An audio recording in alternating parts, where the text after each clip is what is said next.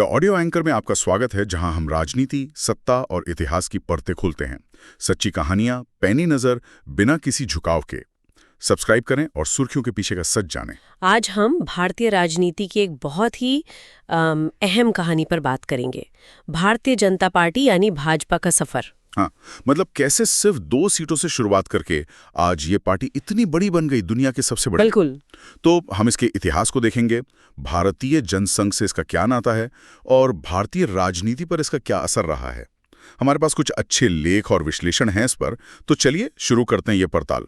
अच्छा, तो ये कहानी असल में काफी पुरानी है, करीब 72 साल। शुरुआत जनसंघ से हुई। हाँ, भारतीय जनसंघ 1951 में बनी थी। श्यामा प्रसाद मुखर्जी ने इसकी स्थापना की थी। हाँ, और दिलचस्प बात यह है कि मुखर्जी तो पहले नेहरू सरकार में मंत्री थे, है ना? बिल्कुल थे, उद्योग और आपूर्ति मंत्री। लेकिन उन्होंने 1950 में इस्तीफा दे दिया। क्यों? वो नेहरू लियाकत समझौते के विरोध में। मुख्य रूप से वो समझौता भारत पाकिस्तान के अल्पसंख्यकों को लेकर था। मुखर्जी को लगा, और कांग्रेस की कुछ नीतियां, उनको लगा कि ये मुस्लिम तुष्टीकरण है। अच्छा। और दूसरी वजह थी गांधी जी की हत्या के बाद आरएसएस पर जो बैन लगा था। आरएसएस, राष्ट्रीय स्वयंसेवक संघ। हाँ, तो मुखर्जी ने आरएसएस के उस समय के सरसंघचालक गोलवलकर जी से बात की और फिर जनसंघ की नींव रखी गई। चुनाव चिन्ह था दीपक, झंडा केसरिया। तो उस वक्त जनसंघ के मेन मुद्दे क्या थे, मतलब एजेंडा क्या था? देखिए, 3 बातें बहुत साफ थी। एक, समान नागरिक संहिता, यानी सबके लिए एक कानून। हाँ। दूसरा, गौ हत्या पर पूरी तरह से रोक। और तीसरा, जम्मू कश्मीर से अनुच्छेद 370 हटाना। कश्मीर वाला मुद्दा तो शुरू से था। बिल्कुल। 1953 में तो उन्होंने बिना परमिट कश्मीर जाने का अभियान भी चलाया। वहीं गिरफ्तार हुए और हिरासत में ही उनकी मृत्यु हो गई। अच्छा, तो चुनावी सफर कैसा रहा जनसंघ का शुरुआत में? शुरुआत धीमी थी। 1952 में बस 3 सीटें मिली। धीरे धीरे बढ़ी। 1967 आते आते 35 तक पहुंची। पर असर ज्यादातर उत्तर भारत में ही था। ठीक है, तो फिर जनसंघ से भाजपा कैसे बनी? ये बदलाव कैसे आया? इसमें 1975 की इमरजेंसी बहुत बड़ा मोड़ थी। हाँ, वो तो थी ही। जनसंघ ने इमरजेंसी का जोरदार विरोध किया। फिर 1977 में इंदिरा गांधी को हराने के लिए सारी विपक्षी पार्टियां एक हुईं। जनता पार्टी बनी। हाँ, और जनसंघ का उसमें विलय हो गया। बिल्कुल। मोरारजी देसाई प्रधानमंत्री बने और सरकार में वाजपेयी जी विदेश मंत्री और आडवाणी जी सूचना प्रसारण मंत्री बने। लेकिन वो सरकार तो ज्यादा चली नहीं चली। अंदर ही बहुत खींचतान थी, खासकर दोहरी सदस्यता के मुद्दे पर। मतलब कि जनता पार्टी के नेता आरएसएस के सदस्य रह सकते हैं या नहीं? हाँ, यही सवाल था। इसी चक्कर में 1969 में सरकार गिर गई और 1980 के चुनाव में जनता पार्टी हार भी गई।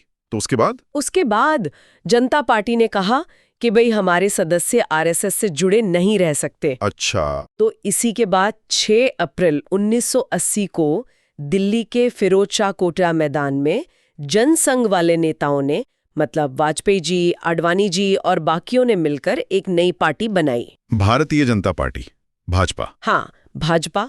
वाजपेयी जी पहले अध्यक्ष बने और चुनाव चिन्ह चुना गया कमल। कमल क्यों? इसके पीछे कोई खास वजह? हाँ, इसके कई मतलब निकाले रहे। एक तो ये 1857 के विद्रोह का प्रतीक था अंग्रेजों के खिलाफ। दूसरा, ये हिंदू परंपरा और राष्ट्रवाद से भी जुड़ा है। समझ गया। लेकिन भाजपा की भी शुरुआत तो मुश्किल रही। 1984 के चुनाव में तो सिर्फ 2 सीटें आईं। हाँ, सिर्फ 2। वो इंदिरा गांधी की हत्या के ठीक बाद का चुनाव था। कांग्रेस के लिए जबरदस्त सहानुभूति लहर थी। सही।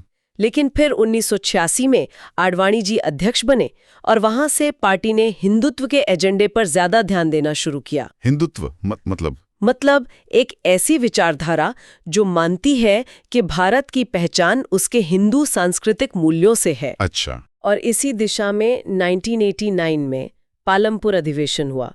वहां राम जन्मभूमि पर मंदिर बनाने का प्रस्ताव पास हुआ। ये एक बड़ा टर्निंग पॉइंट था। और इसका असर तुरंत दिखा। बिल्कुल। 1989 के चुनाव में सीटें सीधा 2 से 85 हो गईं। अरे वाह। फिर 1990 में आडवाणी जी की वो मशहूर राम रथ यात्रा सोमनाथ से अयोध्या। हाँ, वो तो बहुत चर्चा में रही थी। हालांकि बिहार में रोक दी गई थी। हाँ, लालू यादव सरकार ने रोका था, लेकिन यात्रा ने माहौल बना दिया। 1991 के चुनाव में सीटें 120 हो गईं और यूपी में पहली बार भाजपा की सरकार बनी। फिर आया 6 दिसंबर 1992, बाबरी मस्जिद विध्वंस। वो भी एक बहुत ही निर्णायक घटना थी। हाँ, बेशक। उसके बाद देश में माहौल काफी तनावपूर्ण हो गया। भाजपा की 4 राज्यों की सरकारें बर्खास्त कर दी गईं। लेकिन राजनीतिक तौर पे पार्टी बढ़ती रही। हाँ, अजीब बात है, लेकिन बढ़ती रही। 1996, 1998, 1999 तीनों चुनावों में भाजपा सबसे बड़ी पार्टी बनकर उभरी। वाजपेयी जी प्रधानमंत्री बने, गठबंधन सरकारें थीं लेकिन बनी। फिर 2004 और 2009 में हार मिली, लेकिन 2014 में जबरदस्त वापसी हुई। सही कहा। 2014 में तो नरेंद्र मोदी के नेतृत्व में अकेले दम पर बहुमत मिला, 282 सीटें। ये बहुत बड़ी बात थी। हाँ, यहीं से कहते हैं मोदी शाह युग शुरू हुआ।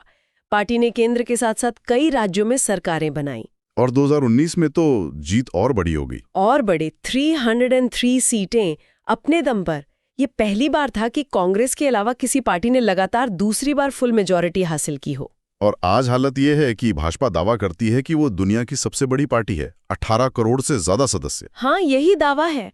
चीन की कम्युनिस्ट पार्टी से भी लगभग डबल। तो इस जबरदस्त कामयाबी के पीछे क्या कारण देखते हैं आप?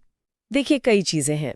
एक तो हिंदुत्व की विचारधारा का असरदार इस्तेमाल, दूसरा आरएसएस और संघ परिवार का जो कैडर बेस्ड संगठन है वो बहुत मजबूत है। हाँ, जमीनी पकड़। बिल्कुल। फिर नरेंद्र मोदी का नेतृत्व, उनका करिश्मा और चुनावी रणनीतियां जो काफी कुशल रही हैं। हाँ, और सामाजिक समीकरण भी। हाँ, वो भी।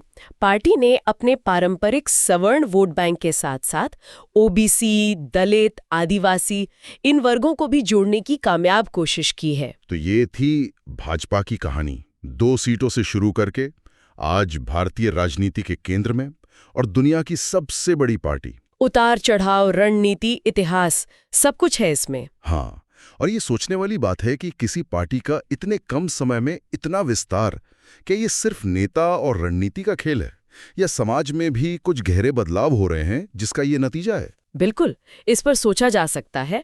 इस दिलचस्प चर्चा के लिए आपका बहुत बहुत शुक्रिया।